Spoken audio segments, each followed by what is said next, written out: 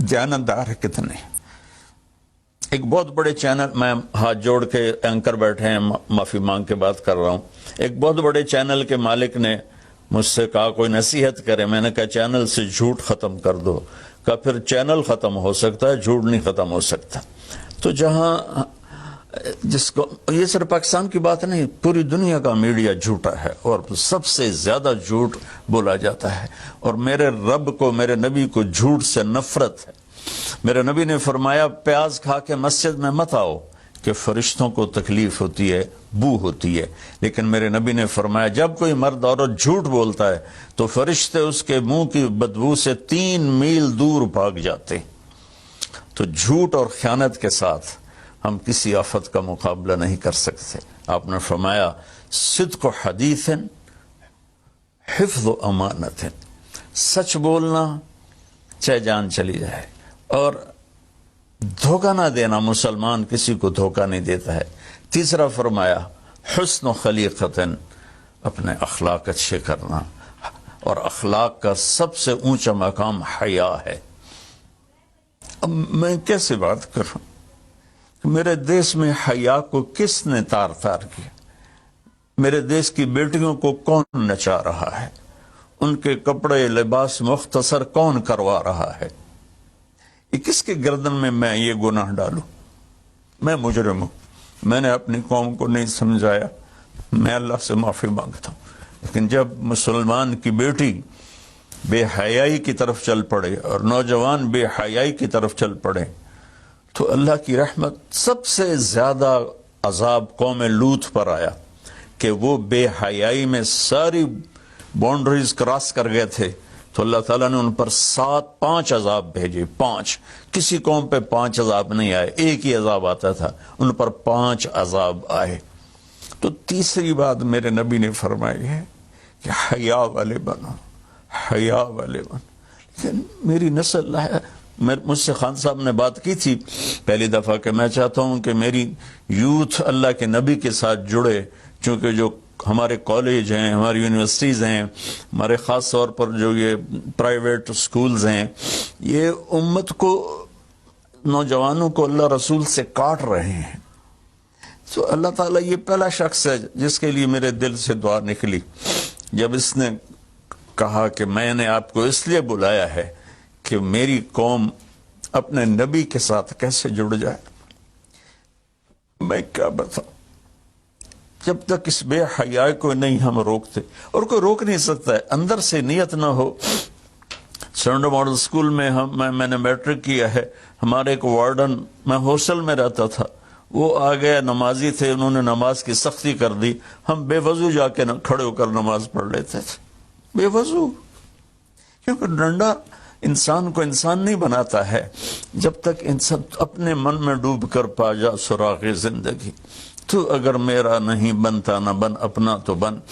یہ تو اپنے اندر دل دریا سمندروں ڈوگے کون دلان دیا جانے ہو، وچے بیڑے وچے جھیڑے وچے ونج مہانے ہو.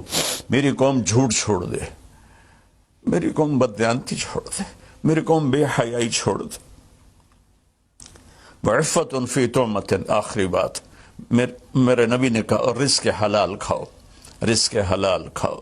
رزق حلال جو صبح سے شام تک، من امسا کالن بعمل یدہ امسا مغفور له، جو صبح سے شام تک رزق حلال میں تھک جاتا ہے اس دن کے سارے گناہ معاف ہو جاتے.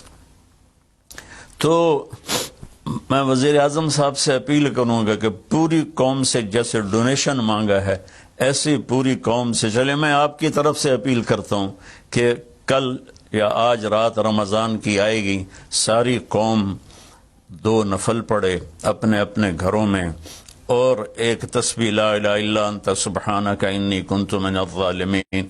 جس کو یاد ہے پڑھ لے، جس کو نہیں یاد ہو استغفر اللہ کی ایک تسبیح پڑھ لے، اور پھر سب اللہ کے سامنے ہاتھ جوڑ کے معافی مانگ. اور اللہ تعالیٰ کہتا ہے ما من یوم الا والبحر یستاذن فی ان یغرق ابن آدم. روزانہ، یہ مسند احمد کی روایت، روزانہ سمندر کہتا ہے یا اللہ اجازت دے میں چڑھ جاؤں اور ان کو بہا دوں.